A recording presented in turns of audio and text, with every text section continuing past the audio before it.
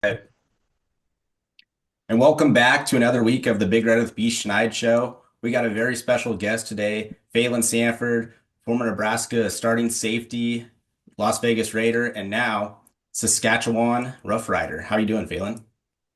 I'm doing good, man. Yourself? Doing well. First thing, I wanted to dive into it. So does Saskatchewan, are they wanting you to play safety still, or are you looking at a different position potentially? Um, yeah, I mean, they're not even for sure yet. They kind of talked to me. They said, yeah, safety for sure. It gets weird with all the rules that they have. Like Canadian players have to take so many snaps and you have to start so many Canadians and things like that. And so they said a lot of Canadians play safety, but they were going to move me around, maybe a little nickel, a little like Will or Sam, kind of backer, and yeah, long distance passing situations, and then yeah, special teams all over the place. But yeah, so they're gonna move me around. It should be a lot of fun. Get to play some new positions in a new league. Yeah, and I want to point out that Phelan joins former Huskers, just to name a few: Eric Crouch, Johnny Rogers, Jerry Taggy, Monty Kiffin, and then Baron Miles, who is in the CFL Hall of Fame. So it's a pretty good class to be a part of to go up there and represent Nebraska. Yeah, man, I'm excited for it. Just an opportunity to keep playing football and get paid to do it. I can't ask for anything else. Yeah, and I saw you guys have your first game, I believe, the first week of June. So when do you report for camp? Yeah, I'll head up there May 5th. And then yeah, we'll have a couple preseason games in May, and then yeah, regular season starting in June. And I saw last year they made the playoffs for the first time since 2021, I believe. So they're kind of on the right track.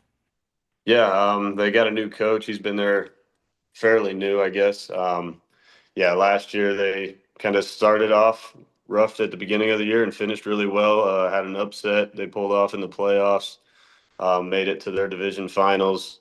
They were the number one defense in the league. So that was something super exciting to go be a part of and keep that tradition rolling. Yeah, no, for sure. Jim, you got some buddies up in Saskatchewan, right? Well, I know, well, yeah, I got a lot of or a winter over winter down here in Arizona. I don't scoop snow anymore, so kind of tired of that.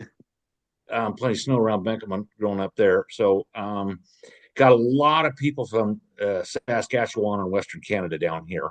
So they're the ones that are pretty excited and said, "Hey, we got a Husker coming to play with the Rough Riders," and they think it's pretty cool.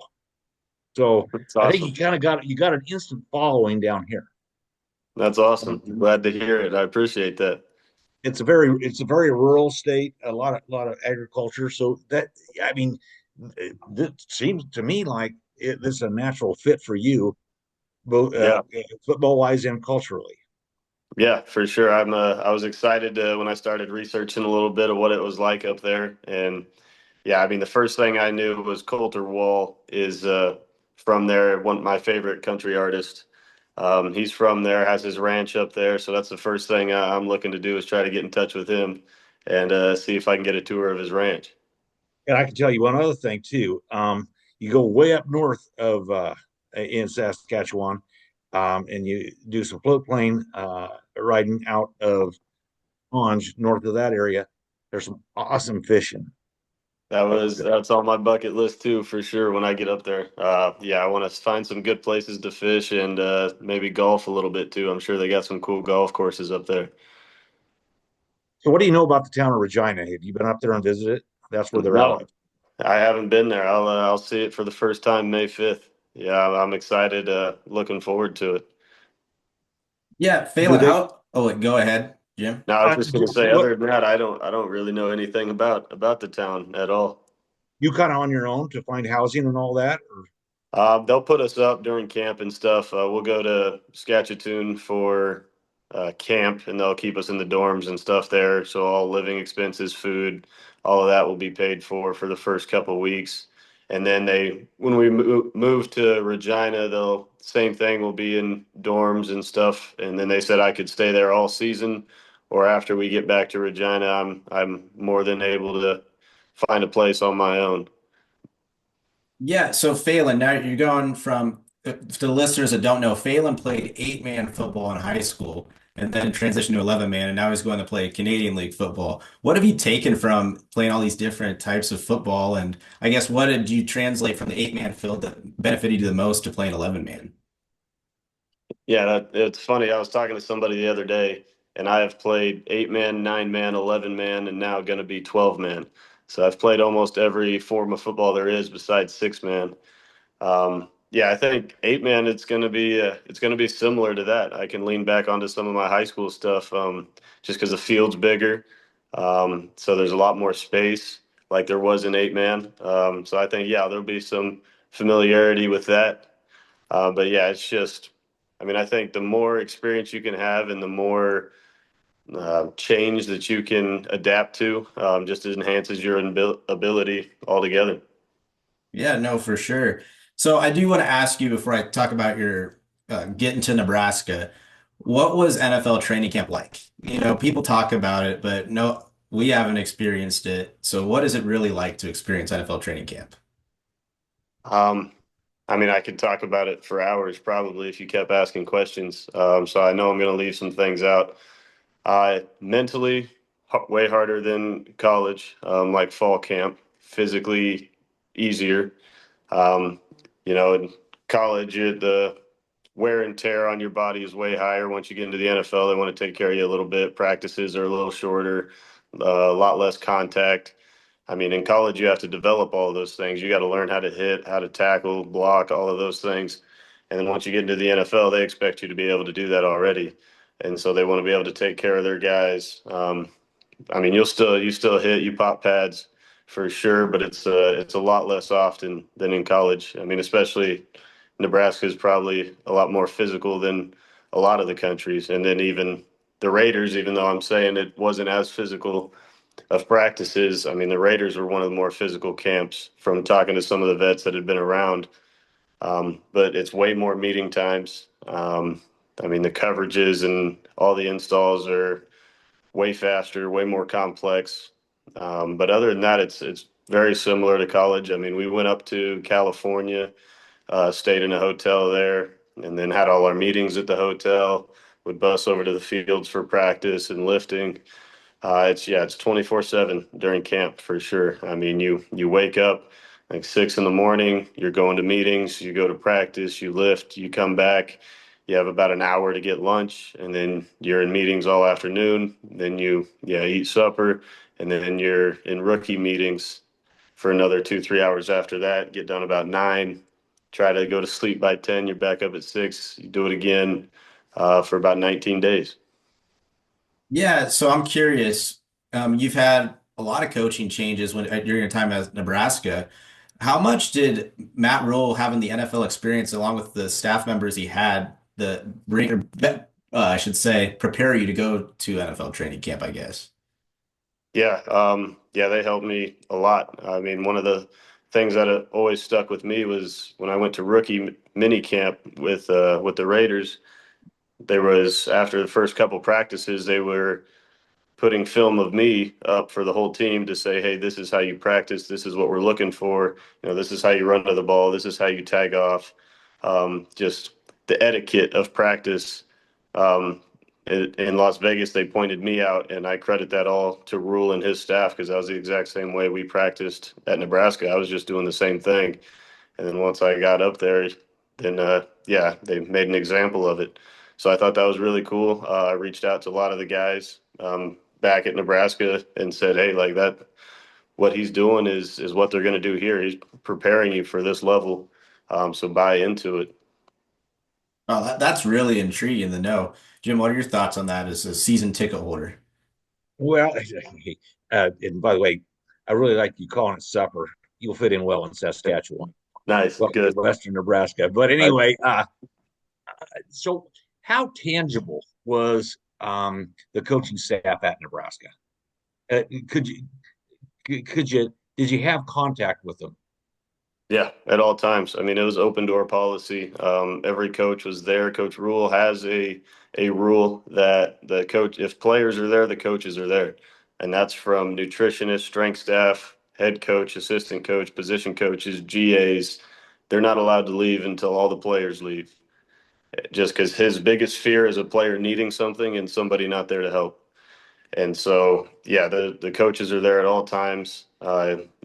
There's no problem. You can go in and talk to them. All the coaches are super approachable, willing to help, wanting to help.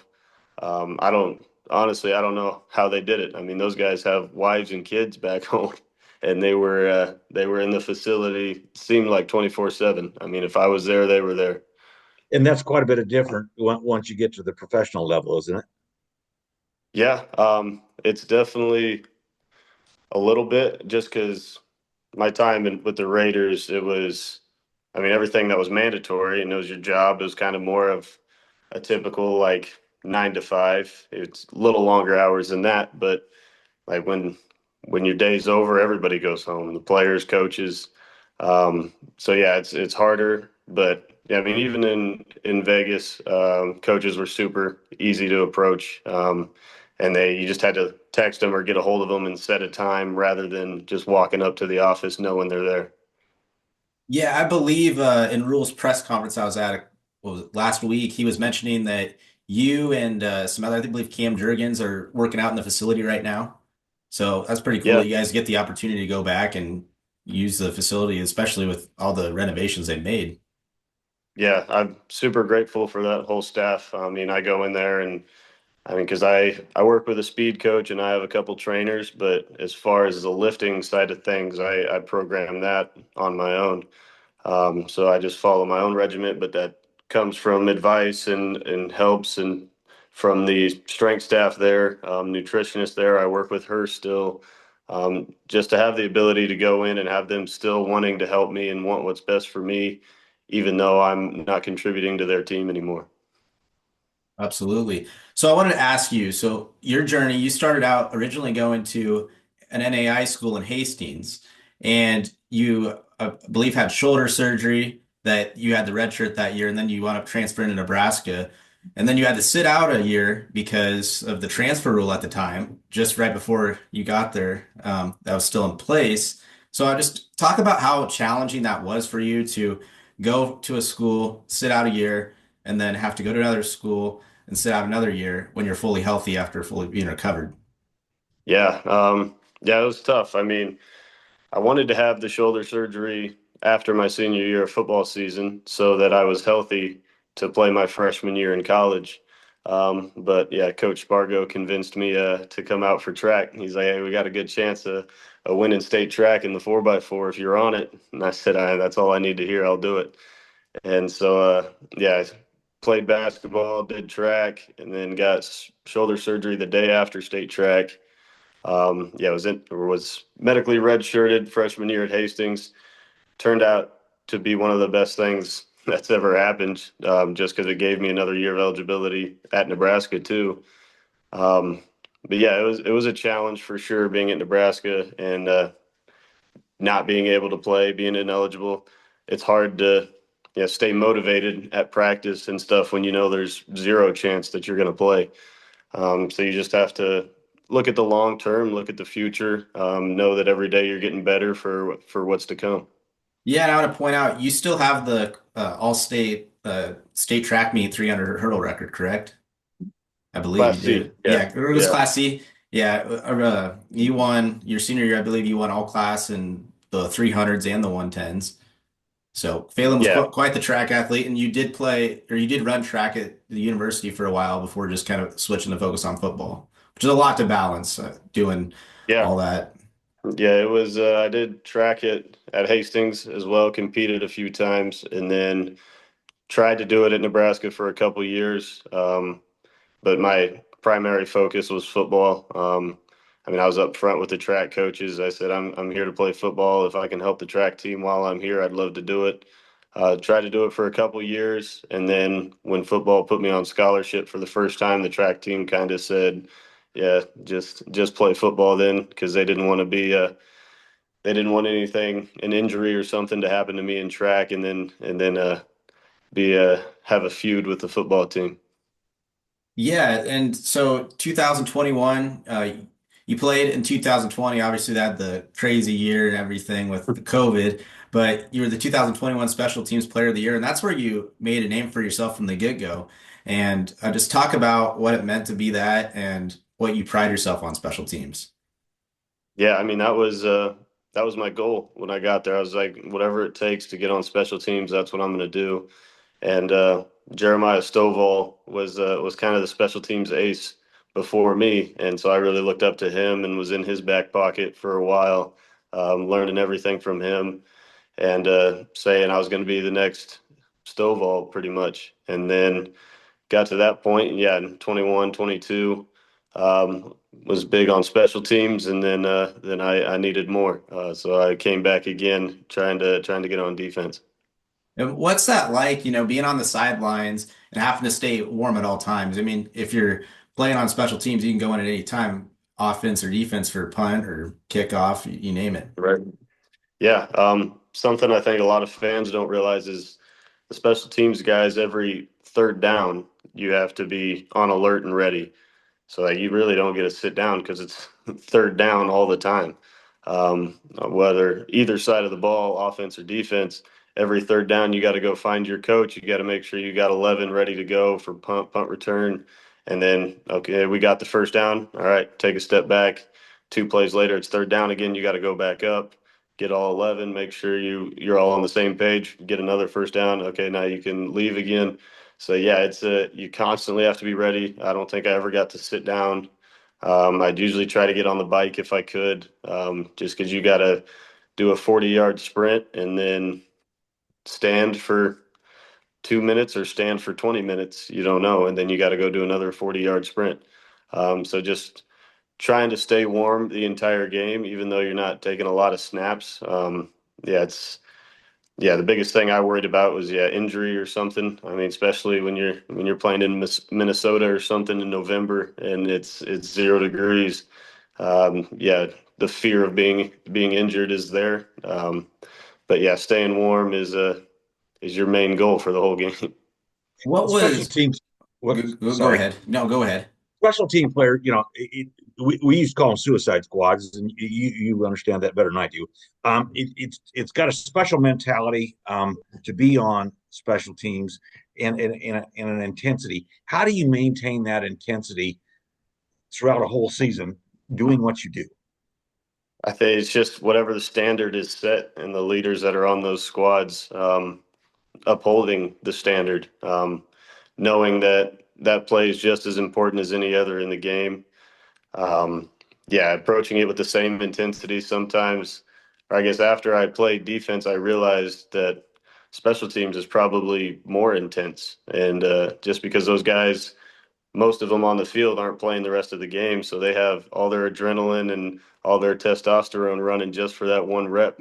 And so, yeah, the guys are getting after it for those 1 or 2 plays that they get in the game. It's So, kind of insanity. so when It you, definitely is. so when you started rotating in on defense, was it a lot easier, I'm assuming, then just to, because you wouldn't have to necessarily stay warm on the sideline for that, or would you still go to the bike when the offense would come on the field and you'd be playing all special teams and safety on defense? Yeah, I kind of I don't know how to word it. If I got more respect, I guess. The coaches knew that they could rely on me, so I got to sit down a little bit, and if it was third down or something, I didn't necessarily have to go report to the coach. They trusted me and knew that I would be where I needed to be, so I could sit down and wait till it was fourth down or something, and then pop up off the bench and run out there. But yeah, it was definitely way easier to stay warm. I felt better throughout the game. The difference was just the conditioning, being in shape. I mean, if you're taking 50, 60 defensive snaps on top of 20, 25 special team snaps, those add up quick. So I got to ask you, Phelan, of all the games you played as a Husker, which one is your favorite? Probably 2022 Iowa when we beat them at Iowa. Um, it was really cool. I mean, it sucks. Yeah, we weren't whether we won the game or not. There's no way we were going to a bowl game. Um, but the fact that the guys just said, "I don't care if our season's over. We're going to go out and we're going to beat these guys." just because they were going to the Big Ten championship if they beat us, and we didn't think they deserved that. And so that was our whole motivation that week, was to go beat Iowa, just to take something away from them, not to gain anything. And then doing it was yeah, it was super fun, especially on their turf. And then of all the other opposing stadiums you played in, if you had to name one that was your favorite. I gotta name one. It's between, like, Ireland was super cool. Just the whole trip was a good experience, but a fun place to play was Oklahoma. Oklahoma was a lot of fun. Their student section was right behind our bench. And they were good sports. I mean, hearing them chirp all the players almost made me laugh sometimes, what they were coming up with. It was a fun place to play for sure, and the best grass I've probably ever played on. Really, I believe Nebraska is switching the grass. They're supposed to be here in a I couple think so. years. Yeah, And so do you prefer to play on grass field better than turf? yeah, I definitely do.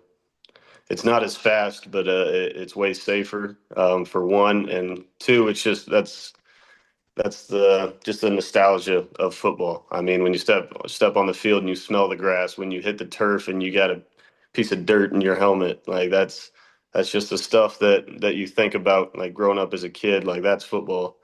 So yeah, it's a lot more nostalgic to run out onto a grass field for sure. So as a former walk-on that earned a scholarship and was a starter for Nebraska, what are your thoughts on the walk-on program going away in college football? Yeah, I mean, it sucks, man. The thing that they do increase the scholarship numbers. So you can look at it both ways, that it sucks that there's never going to be walk-ons again. And you can also look at it that now some of those kids that were walking on are getting scholarships, which is also super cool. I mean, then you have the side of things, where walk-ons are on the team for the wrong reasons. They join the team so that they can go to parties or whatever, and tell girls they play football at Nebraska, and they're not really there to try to help the team or make an impact on the field. So yeah, there's good and bad to both of it. I mean, yeah, it sucks knowing that you'll never hear another walk-on story. Um, but yeah, I think it's college football is going in a different direction right now, whether we like it or not. Yeah, and I mean, talk about so you get there and NIL is not a thing, right, when you get to Nebraska, and then it becomes a thing. How crazy was that when it first started? Yeah, it was super weird. We had tons of meetings about it. Um, Everyone was confused. No one knew what was going on. Even now, it's still a ridiculous thing that everyone's trying to figure out. I mean, it was one thing for a while, then people found loopholes and it became another thing. And so now they're trying to change it, and people are still finding loopholes to do this or that. So yeah, it's going to be a check and balance game for a few years to come, I think. Yeah, no, for sure. You got any more questions, Jim? No, I just want to say, hey, thanks a lot from Winkelman to Lincoln to Vegas and now Saskatchewan. You make us all proud. What Thank you. is what Thank you does so that much. mean to you to be coming from such an area where really little to no people ever make it as far as you have? Just out, I guess, when did you realize I made it, I guess? I mean, I'm still on the way. That's what I think. I still don't think I've made it, but it's super cool. The amount of support I get from Benkelman and people around the Southwest Nebraska area is unreal. It's super cool. Helps me a lot. I mean, if people ask me what my why is, that's what I say. I say my why is the 308. I want anybody back home to. I mean, this is everybody's dream. As a young kid, as a young athlete, this is what every kid out there wanted to do. So I'm not going to take that for granted, and I'm going to chase it as long and as hard as I can, and hopefully, yeah, give some hope to some kids back there that, yeah, they can figure out a way to get it done too. Oh, and I don't believe I asked you this. What did it mean when I got two more questions? What did it mean for you to earn the black shirt? Yeah, that was it was an emotional moment for sure. Yeah, just growing up in Nebraska, looking up to that, hearing about the black shirts, knowing what it means, and then, yeah, to receive one was Yeah, kind of surreal feeling. I mean, the first time I put it on at practice, the amount of swagger you walk out to practice when you got one of those on, it changes your whole mentality, your mindset, the amount of confidence it gives you. It's super cool. And then I want to ask, I'm going to put you on the spot a little bit, but does Nebraska make the year three Matt Rule jump? I mean, I would hate to say no. I have to say yes for sure, man. Talking to the guys, I mean, yeah, I think they're going in the right direction for sure. I'm behind everything they're doing. And could you explain to us, you played with both of them, how impactful Ty Robinson and Nash Hutmacher were for Nebraska on the defensive line? Because I think sometimes people don't recognize how impactful they were in the trenches. Yeah, I mean, especially Nash. I mean, Ty makes big plays all the time. I mean, and he's yeah, 6'7", 320. I mean, you can't miss him. And so yeah, but he gets all the accolades and attention. He's earned it. He deserves it. And then Nash does a ton of dirty work, man. I mean, he's eating up double teams, triple teams. I mean, our linebackers are running free. I mean, I never with that rover position we had last year, kind of a safety that got to get in the box a little bit. When I was playing that, I mean, linemen were never climbing up to me. I had great eyesight. I could move where I wanted to move just because you can't come off a double team on Polar Bear or he's going to make the play. So yeah, they helped the defense more than anybody could see. Yeah, I mean, Nebraska's got a lot to replace. They lose John Bullock, Isaac Gifford, two other peers he played with that were just, I think, big pieces of that defense are going to have to reload with. Yeah, for sure. I mean, yeah, Nash, Ty, Sherman, yeah, Gift, John. Yeah, losing all those guys will hurt. They've brought in a lot of guys. I think Rule's done a great job with the transfer portal too, and then the strength staff, nutrition staff, the way they're able to develop guys. I mean, there'll be guys that yeah you hadn't heard of or seen last year that are going to be completely new dudes in a calendar year. Yeah, well, we want to thank you so much for coming on, Phelan. You know, we got a busy schedule. Hope you kick some tail up in Saskatchewan. Be sure to follow Phelan. I believe he's on Twitter and Instagram. If anything else, I'm not for sure of, but you can follow him and support him along the journey. So, anyway, thank you all for listening, Jim. Go Big Red.